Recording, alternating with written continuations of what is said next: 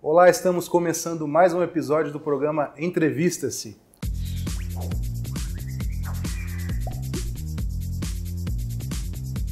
Continuamos aqui com meus amigos Jorge Guimarães, presidente da ONG Vedas e nutricionista, deputado estadual pelo estado de São Paulo, Feliciano Filho, e Sandro Rolo, que é juiz de direito.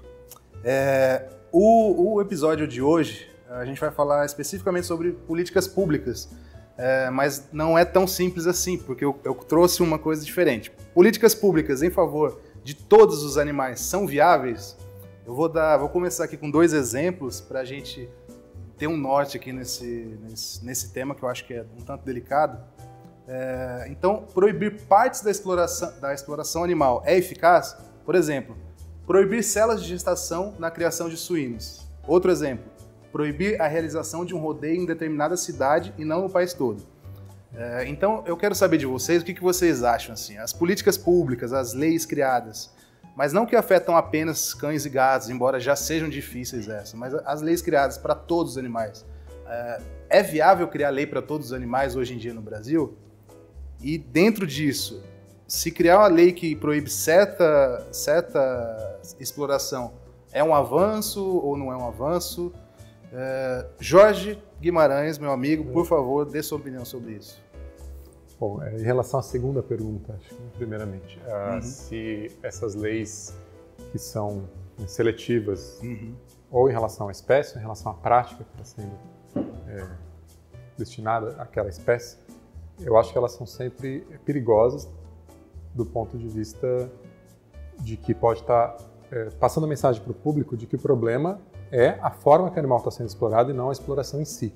Então, quando você faz campanhas para que seja reduzida, né, o tempo que aquele animal está exposto a determinada situação, ou para que a cela daquele animal seja aumentada, fica parecendo que o problema é a forma que ele está sendo explorado. Né? Seria como pedir para que os escravos fossem punidos com menos chibatadas do que querer dizer que eles não deveriam estar escravizados, né, em essência. Isso não significa que a gente vai fazer campanha contra essas leis de bem-estar animal, né, no sentido de despender energia nisso. Mas essa mesma energia poderia estar sendo despendida, né, em mostrar para o público que a exploração animal é errada. Né? Por exemplo, a lei de abate humanitário. Né? Colocar abate e humanitário na mesma, uma do lado da outra assim, não dá. Isso não quer dizer que a gente quer que seja revogada a lei de abate humanitário. Ela já está aí. Mas, né, como que seria hoje se na época, ao invés de estar pedindo o abate humanitário, estivesse, né, pedindo por outra coisa mais ampla? No legislativo sempre você pede um monte para dar um pouco, né? Que nem tentar regulamentar a atração animal. Isso. Mesma coisa. Então você passa a impressão para o público, reforça, né? O que a gente está... A nossa principal ferramenta é a conscientização. E quando você, por meio de uma campanha, dá exposição para essa mensagem de que o problema é a forma, você está reforçando, na verdade, esse que é o cerne do problema, que é a percepção das pessoas de que os animais são propriedade. Nesse exemplo segundo que eu coloquei, proibir a realização de um rodeio em determinada cidade, não no país todo, você acha que esse tipo de lei, de proibição, também é perigosa ou, nesse caso, ele então, representa uma evolução? Porque aí você já está falando de 2 escalas, né? Primeiro você está falando de uma proibição específica e aí a região dessa proibição específica. Então, no momento em que a pessoa se dispôs a trabalhar por uma proibição específica, rodeios, é estratégico ela começar pela cidade. A pessoa vai conseguir aprovar algo no federal se ele já vê uma mobilização dos municípios e dos estados, como foi a questão da lei dos rodeios, né? Primeiro os municípios, os estados, para daí o Congresso Nacional poder querer dar atenção a isso, né? Cada vez, quando São Paulo aprovou a lei que proíbe testes em animais para fins cosméticos no início de 2014, também isso ajuda, né, na nossa campanha em nível nacional para a proibição de testes em animais. Agora, mas a primeira questão é se a gente deveria estar fazendo uma campanha só contra rodeios, né? Mas em se fazendo isso é estratégico, é necessário que se comece por baixo, né, para que você consiga convencer mais facilmente aquela Câmara de Vereadores ou aquela localidade, com isso você ganha força, demonstra, né, para o Congresso Nacional que você quer proibir isso em nível nacional. Mas eu acho que a primeira pergunta é, a gente deveria estar fazendo campanhas somente contra rodeios. Não estou dizendo que elas são sempre erradas ou elas sempre causaram dano, mas a gente tem que questionar isso antes de lançar uma campanha.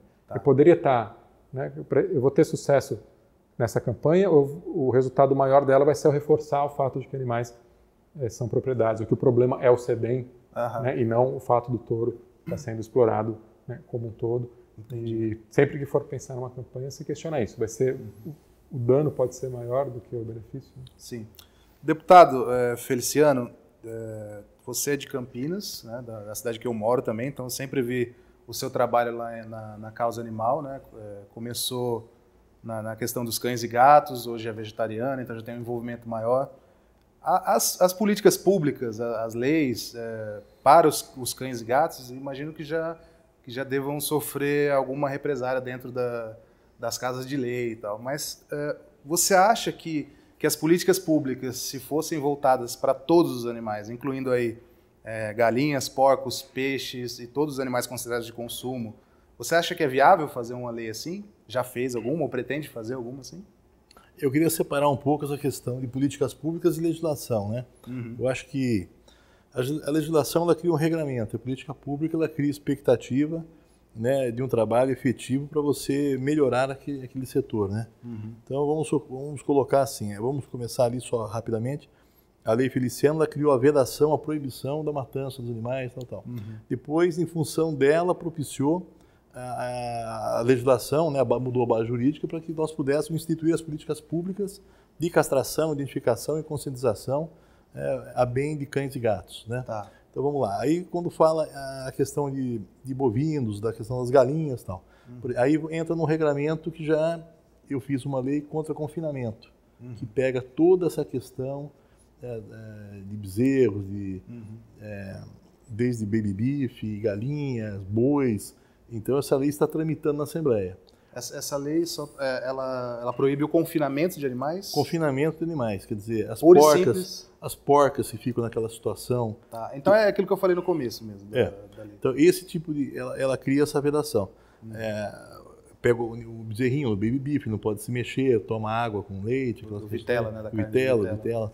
Então tudo isso essa lei. Então para cada segmento nós criamos uma lei específica, um antídoto para poder ou erradicar, né, quando dá, quer dizer, ou então ir minimizando, quer dizer, a lei de testes que o Jorge se referiu agora. Nós conseguimos, por exemplo, abolir dentro do cosmético, mas agora existe a questão do ensino, que também da pesquisa em si. Obviamente, é uma escala que a gente está fazendo, então a gente conseguiu diminuir já a questão no setor de cosméticos. Estou com uma lei tramitando, já está pronta para a ordem do dia, que é a lei que trata da restrição, né? Ela restringe a utilização de animais no setor de ensino. Né? Grande parte dos Estados Unidos, Europa já não... Em quantidade, é isso? Ela proíbe... Ou restringe o Ela restringe tipo realmente assim, o projeto que foi elaborado, inclusive pela comissão, você participou, acho que desse projeto, o Jorge participou, Sérgio Greif. Esse projeto, ele realmente... se for aprovado da forma que está, não haverá mais maus-tratos, sofrimento de nenhum animal. Então, a utilização desse animal para experimento é mais a questão no campo de observação, é muito sutil, é muito utilizar animais já cadáveres, animais mortos, enfim, igual a USP já faz, várias faculdades, a Unesp de Butucatu também, a de Jabuticabal também o faz. Então, para cada tipo de política, a questão das carroças, a questão da integralidade. Não adianta, em Campinas é proibido carroça. Sim. É uma lei, é um trabalho meu lá. Minha primeira ação em Campinas como vereador foi acabar com o rodeio. Quer dizer, lá não pode rodeio, não pode carroça, enfim. Não adianta você falar, mas eu vou regulamentar, vou emplacar a carroça. Gente, não adianta, o cavalo vai continuar trabalhando de sol a sol. Quer dizer, então, tem que erradicar. Não adianta você tentar normatizar uma questão, ou normatizar o sofrimento. E de repente apresentar uma alternativa, né? Uma cidade do Rio de Janeiro, Paquetá, recentemente agora proibiu o uso de cavalos e charretes e tudo, e deu uma alternativa que foi inserir carros elétricos adaptados. Tem os tuk-tuk, tem todas as questões. Inclusive as pessoas ganham mais dinheiro com isso, porque colocam propagandas, ganham comercialmente, ganham mais ainda. Então as pessoas que trabalhavam com isso não deixam de ganhar dinheiro, pelo contrário, né? Fica um turismo muito mais de forma nenhuma. A questão da atração animal em Campinas é até importante. Fábio, eu vou aproveitar acho que a repercussão do seu programa Porque os vereadores em cada município, aí entra naquilo que o Jorge disse, tem que fazer município a município, até porque muitas vezes você faz uma lei grande e ela se torna inconstitucional. Ela tem vício de iniciativa, então você não consegue fazer dependendo da lei. Então, por exemplo, a questão das carroças, eu tinha muita vontade na época de colocar essa lei em Campinas, só que existe um equívoco muito grande por parte dos vereadores com relação à visão disso, da sociedade, como ela olha. Eu fiz a lei, quando eu fui protocolar, conversei com meus colegas vereadores e eles disseram, não, eu não vou aprovar essa lei, eu não vou votar essa lei não. Não, pelo amor de Deus, aquele pessoal que tem as carrocinhas aí, o cavalinho, vai tirar o emprego desse povo, não. Deixei o projeto da gaveta. Aí um dia eu estou saindo da minha casa, tinha um senhor, uns 70 e poucos anos, ele toda quinta-feira deixava lixo reciclável para ele. Ele tinha uma carrocinha, nem carrocinha, que não aguentava puxar aquela de madeira, ele puxava um carrinho de feira. Ele estava sentado na calçada chorando. Aí eu parei, eu desci do carro, falei, o que o senhor está acontecendo? Ele apontava para a rua do lado da minha casa, na subida da Rua Operária do Sul, o pessoal, 2 garotos em cima de um cavalo subindo no galope, cheio de reciclável. Ele falou, ele passa na minha frente, tira todo o lixo reciclável, eu fico sem nada a poder recolher. Tem como remédio de pressão para minha mulher, como é que eu faço tal. Eu dei um dinheirinho para ele e tal, e falei, cheguei na Câmara, chamei meus assessores, falei, vamos fazer uma pesquisa. O que nós descobrimos lá em Campinas?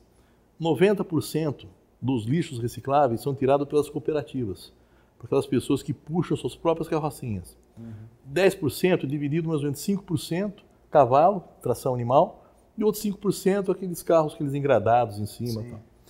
Aí fui lá e protocolei o projeto. No dia seguinte, de manhã, aquele jornalista daquela rádio Bandeirantes me ligou, o Zé Arnaldo, todo mundo, os vereadores temem ele, me ligou logo cedo, falou, vereador, quer dizer que agora você quer acabar também com o ganha-pão daqueles coitadinhos que vão com o seu cavalinho? Falei, não, é ao contrário, né? Então eu vou elencar aqui as questões em mérito. Primeiro, só a questão dos maus tratos já justificaria a lei. Eu não passava um mês sem ir para a delegacia com alguém, cavalo carimbando sangue no chão, égua dando cria na carroça, cavalo sendo espancado até a morte porque não aguentava carregar, morria na carroça e tal.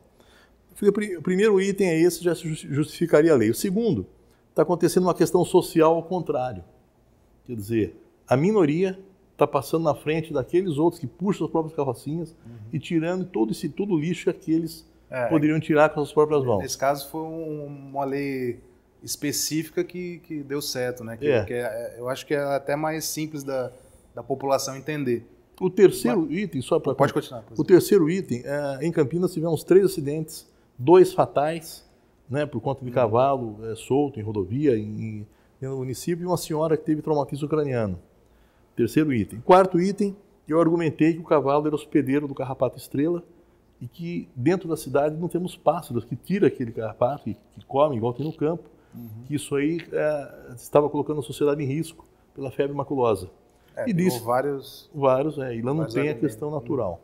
Coloquei também o argumento de que ele atrairia um morcego hematófago para o centro da cidade. Sem contar a questão de sujar a rua, atrapalhar trânsito. Sim. Aí a imprensa inteira ficou do meu lado, eu consegui aprovar o projeto por unanimidade. E depois que eu já vim para cá, outro vereador tentou derrubar, a imprensa ficou contra, ele teve que retirar o projeto. Por isso que eu digo da questão da fundamentação, do anseio da sociedade, que a imprensa ela acaba refletindo a opinião. Sim. Né? Então, é por isso que é importante a gente colocar essa questão. Mas se fosse, aí, até voltando no tema inicial, uma pergunta bem direta até, me desculpe. Lógico, tem que ser. Por ser eu adoro meio ríspido, digamos assim. Tem mas que ser. O senhor já fez, não fez, aliás, que eu acompanho o seu trabalho, mas pretende fazer um dia, acha que seria viável ou seria utópico, protocolar um projeto de lei para efetivamente proibir o abate de animais no estado de São Paulo? Olha, é difícil, eu sei que pensar nisso. Obviamente que não vai passar. Sim. Esse é meu sonho, né? Mas não passa, primeiro não passa nem nas comissões. Sim. E começa pela CCJ, Comissão de Constituição e Justiça. Ele não passa nem pela CCJ porque ele se constitui, ele é um projeto inconstitucional. Sim. O Estado de São Paulo não pode discernir sobre isso. Quem tem que fazer isso é federal, com a lei federal. Quer dizer, mas se fosse federal, o senhor acha que passaria ou não? Menos ainda. Menos ainda, não, né? Essa lei não passaria de forma nenhuma. Não passaria, não só porque na Assembleia, que eu me lembro, só tem eu, que seja dos deputados, que seja vegetariano, e tem um lá que ele é mais ou menos, tal, não é muito. Então, Não passaria. Para você ter uma ideia, eu fiz a segunda sem carne.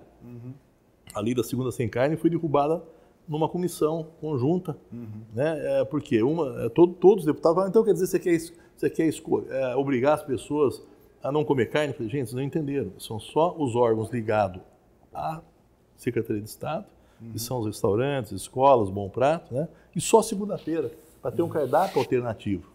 O que a gente consegue... Não passou.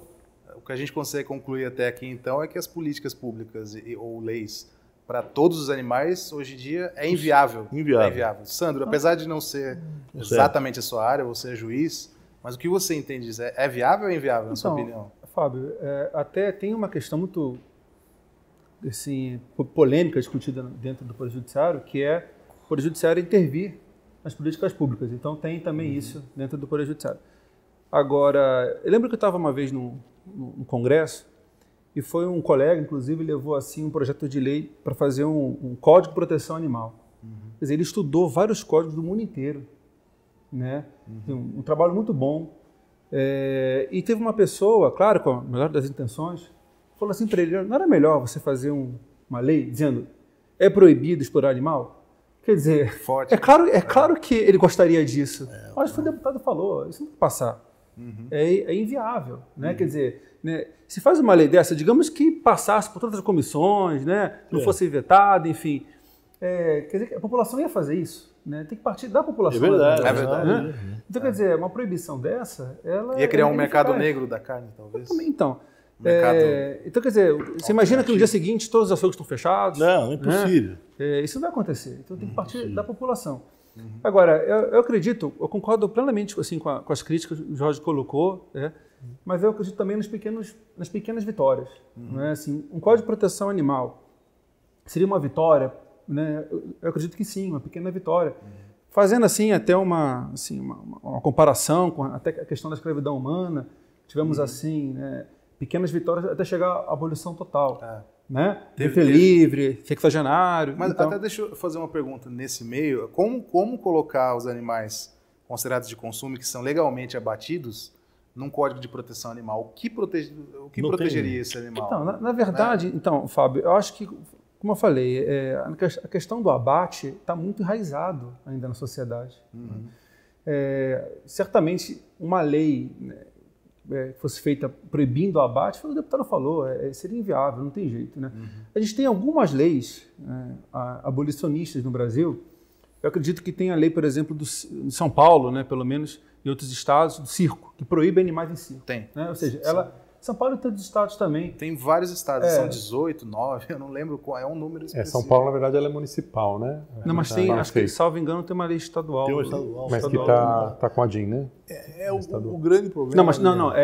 Mas esse artigo tem uma lei em Código de Proteção Animal estadual que realmente teve uma ação, uma ação que tirou efeito de alguns artigos. Vamos dizer assim, né? Mas esse artigo que proíbe animais em circo está lá ainda. Esse não foi suspenso. Né? Então, é uma lei abolicionista, claro, porque ela não está coibindo o abuso, sim o uso de animais. Então, todo animal, né? Todo animal, qualquer situação, não importa, não regulamenta o uso, né? Proíbe o uso. Quer dizer, é uma lei que, na verdade, chegou a um ponto que isso foi aceito socialmente. Né? As pessoas compreenderam que isso era errado.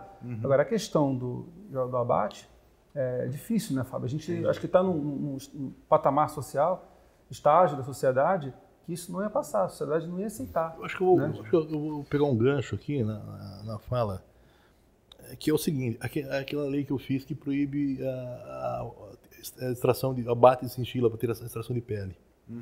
É mais ou menos isso que eu vou dizer, quer dizer, a sociedade não se incomodou com isso. Quer dizer, até apoiou. Né? Então nós conseguimos aprovar e sancionar essa lei. Porque estava afligindo quem? Né? O pessoal aqui na Grande São Paulo estavam abatendo, cometendo crime aqui dentro, tirava a pele delas vivas, né? Sem anestesia, sem nada, quer dizer, uma coisa bárbara, tristeza absurda. E aí exportava as peles. Ainda que fosse com anestesia, mas a sociedade já entendeu que é desnecessário. Que é desnecessário. O uso de qualquer pretexto. Exatamente nisso, quer dizer, a questão do abate, a própria sociedade ainda não entendeu. Como assim? Vai no açougue, está fechado? Como? Então, volta naquilo que a gente estava dizendo. Enquanto não houver a consciência, o despertar da consciência é que vai fazer mudar o regramento no país. Eu acho, deputado, que essas leis e políticas públicas podem fazer justamente, tendo a crítica que o Jorge falou, claro, a gente falou, isso aqui é o ponto final, né? Não, isso é um estágio para a gente tentar chegar nisso, né? Em uma sensibilização maior. Mas acho que essas leis, as políticas públicas, podem ajudar nesse sentido, contanto, volto a afirmar, que não seja o ponto final. Né? Não, isso aqui está suficiente, onde a gente pode chegar. Né? Pode parecer, né, utópico ou até nada pragmático quando a gente fala de leis abolicionistas, mas essa postura, ela pode ser muito útil. Vou dar um exemplo prático. Né? Você trouxe a questão da proibição de circos, eu me lembrei agora dessa história. A lei que proíbe animais em circos em território nacional já está tramitando, foi proposta inicialmente uns 15 anos atrás. Sim. Em 2009, ela foi para a Comissão de Educação e Cultura da Câmara, da Câmara Federal. Né? E a gente colheu 100 mil assinaturas, eu fui lá, né, levar pessoalmente para a audiência, foi feita uma audiência e a votação no mesmo momento. Tinha ali o pessoal, os representantes do circo, tinha a defesa animal. Na véspera da audiência, a gente tentou uma conversa com o relator, que na época era um deputado falecido agora, do Paraná, e ficamos lá, já era 8 da noite, não tínhamos conseguido falar com ele ainda, ficamos sabendo que ele não estava, a assessora chamou a gente no gabinete. Falou, podem vir 3 pessoas de vocês. E foram, então, 2 representantes, 2 mulheres da proteção animal, né, desse movimento já há muito mais tempo do que eu, já trata, né, de animais, questões de animais domésticos, e eu também compus esse comitê que foi lá conversar. E aí de lá conversaram por telefone. E aí ele falou o seguinte, falou, no Viva Voz ali pelo telefone, do jeito que está, não vai passar, porque essa lei ela proíbe qualquer animal. Dá um prazo de 5 anos, ou não, acho que eram 2 anos, não me lembro agora, mas tinha um prazo para os circos poderem, então, se adaptar, mas ficava proibido o uso de qualquer animal. Ele falou, do jeito que está, não vai passar. Vamos liberar os domésticos e os domesticados. Se eu mudar o texto para domésticos e domesticados, que eu já conversei com os colegas da comissão, passa. Quer dizer, libera cachorro, cavalo, pônei, poderia usar. Né? E falou, pensa aí, né? Me dá um retorno e tal. E a gente conversou. E a postura das 2 outras pessoas foi de, bom, não precisa ser tudo ou nada. Se isso é garantido, vamos ficar com isso. Eu falei, gente, se ficar com isso, esses 100 mil assinaturas não vão entrar na sala amanhã. As pessoas que assinaram isso não assinaram para permitir que os domésticos e domesticados tivessem, assinaram pela abolição do uso de qualquer animal em circos. E eu vou correr esse risco, do que depender de mim. Né? Vocês são 2, eu sou 1. Se a gente for votar, eu vou perder. Mas isso é um dos nossos argumentos, era também argumento sanitário, né? Ou o argumento de que é deseducativo para as crianças, porque ensina que animais são propriedades, podem ser humilhados, podem ser instrumentos de show. Se a gente deixa os domésticos e domesticados, acaba com todos os nossos argumentos. Porque vai ser tão perigoso do ponto de vista sanitário, vai ser tão deseducativo, enfim. E também, principalmente pela questão dos direitos animais, porque o cavalo vai poder e o leão não. Então, eu bati o pé nisso e consegui, né, que assim fosse. Foi para a comissão da maneira que estava. E foi votado e passou. Então, foi uma postura abolicionista nesse sentido. Eram só animais em circos, que era o que estava em jogo, mas não eram alguns animais. Então, se não fosse aquela teimosia de alguns minutos... Essa lei até hoje não foi para plenário, isso foi em 2009, foi em junho de 2009. Nem para plenário foi, né? Só falta ir para plenário, só falta um voto no plenário. Aquela coisa que colocar num pacotão lá, em 5 minutos resolve. Mas tem interesses, né, para que ela não vá para frente. Não é um lobby tão grande na indústria dos circos, mas outras indústrias que exploram animais também têm o interesse que essa lei não vá para frente, porque ela é progressista em relação aos animais. Pode dar um precedente. Mas, enfim, é um exemplo de como, assim, você falar, tudo bem, então a gente pelo menos conseguimos para os silvestres, né, e para os exóticos, que eles não sejam exibidos, não vai ter mais macaco, né? Tudo bem os cavalos, na próxima, daqui a 20 anos, né, a gente propõe de novo. Não, vamos ter uma postura abolicionista. E falta ir para plenário, até esse momento, né, foi bom que tenha sido assim. Então, tem casos, né, como da atração, principalmente do consumo, né, seria inviável, né, porque então ficar batendo o pé, não, tem que parar com todos os animais e parar completamente não regulamentar. Mas tem outras situações onde isso tem um valor. Você precisa enxergar se a sociedade está preparada para aquilo. Eu vou ficar muito tranquilo quando essa lei for aprovada de saber que os domésticos neste caso não estão lá por causa de 5 minutos de teimosia. Sim, né, que aconteceu ali. Porque mesmo o pessoal que já era mais colado, não é porque elas sentiam menos por esses animais, é porque elas já mais envolvidas com política, já mais envolvidas com política, falaram, pô, eu já sofri outras derrotas, talvez eu estava mais ingênuo, né, no Congresso. Então, vamos ficar nesse meio tempo porque está garantido, né, e eu insisti dessa maneira. Mas, então, eu acho que pode ter muitos casos em que faz diferença, né, você ter uma postura mais íntegra em relação à abolição. E eu tenho outro questionamento, que assim, muitas pessoas, elas encaram as leis já existentes, inclusive que só abrangem animais domésticos, como inúteis. O que vocês acham disso? Vocês acham que as leis atuais, elas são inúteis mesmo? Porque as pessoas têm uma ideia de que a lei não é cumprida em relação aos animais. E quando é cumprida, a pessoa paga uma cesta básica ou coisa assim. Vocês concordam com isso? É inútil, não é inútil? Parte, poderia ser melhor? Eu acho que existem leis que você não pode matar, não pode estuprar, não pode roubar. Isso acontece todos os dias, né? Então isso não é que ela é inútil. Eu acho que nem é inversão. Eu digo, a lei Feliciano, antigamente, ou seja, o que era regra virou exceção, o que era exceção virou regra. Antigamente existiam algumas cidades que não matavam os animais. Hoje pode ser que existam, pode ser. Se chegar e dizer, mas tem, então me fale qual é, vamos para o Ministério Público, vamos apurar, porque não pode. Né? Quer dizer, então, o que era regra virou exceção, a exceção virou regra. Então hoje pode ser que existam algumas que não. Então, não é que não funcione. As pessoas têm essa percepção, porque muitas vezes, quando presenciam um ato de maus tratos, vão para a delegacia, e existem alguns delegados, alguns escrivãos que realmente são despreparados, maioria escrivão, que acabam não querendo ter trabalho, alguma coisa, e as pessoas não entendem de legislação e acabam sucumbindo àquilo e aceitando e ficam revoltadas. Tanto é por isso que eu estou criando uma lei, agora que chama DEPA, Delegacia Eletrônica de Proteção Animal. Essa lei, se passar, Fábio, vai ser muito bom, porque vai acabar com isso.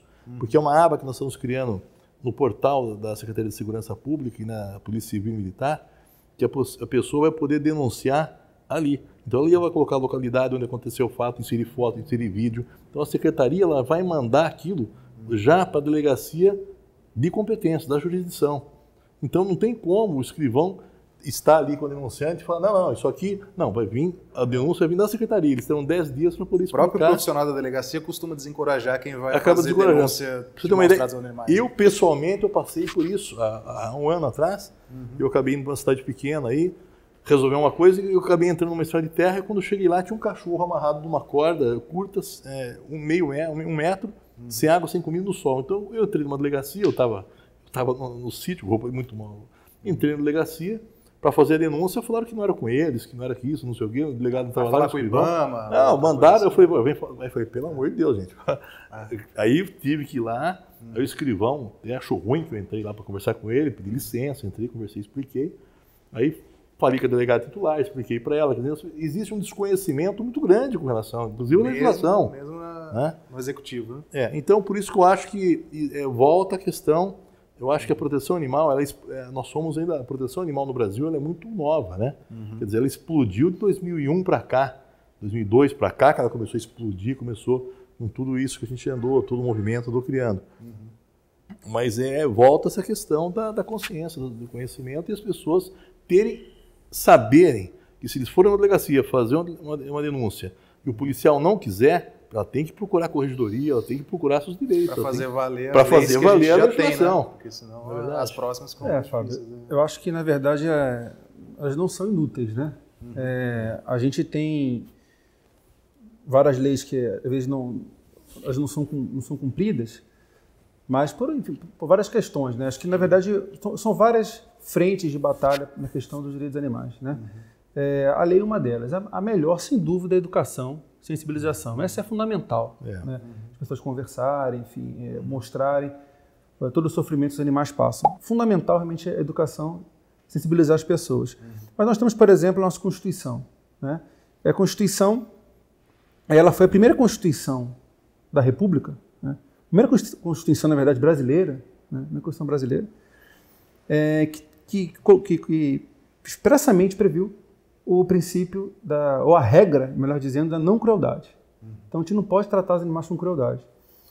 Quer dizer, essa proibição expressa, ela fundamentou, por exemplo, em São Paulo, que não fosse utilizado, muito embora a lei federal do rodeio permita, laço nos rodeios. Quer dizer, a lei federal é uma lei protecionista, né, uma lei abolicionista, porque ela regulamenta, né, o uso, e ela permite o laço, contanto que haja lá um redutor de impacto, ela tem lá uma condição para você usar isso. Né, mas, com base na Constituição, foi proibido, né, o judiciário proibiu o laço. Então, quer dizer, a prova de laço. É claro que isso são as pequenas vitórias, como eu disse, que podem fazer com que a gente chegue numa situação, que eu espero, né, uma situação de dignidade, de tratar os animais com dignidade. Sim. Né? Então é isso. Eu vou botar um pouco de lenha nessa fogueira.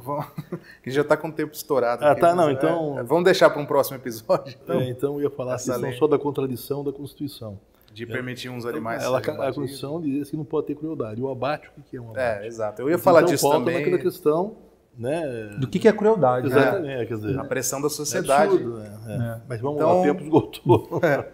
Infelizmente a gente tem que encerrar aqui, mas com certeza a gente vai voltar nesse assunto. Tá passando rápido o tempo, mostra que Passa rápido, muito bom o debate. Então é isso. O que você acha em casa? As políticas públicas em favor de todos os animais são viáveis? Você acha que é viável, não é viável?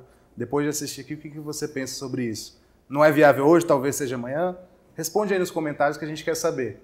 Então, na próxima semana, o último episódio dessa temporada com os meus amigos. E a gente volta então semana que vem. Um abraço, até lá. Tchau!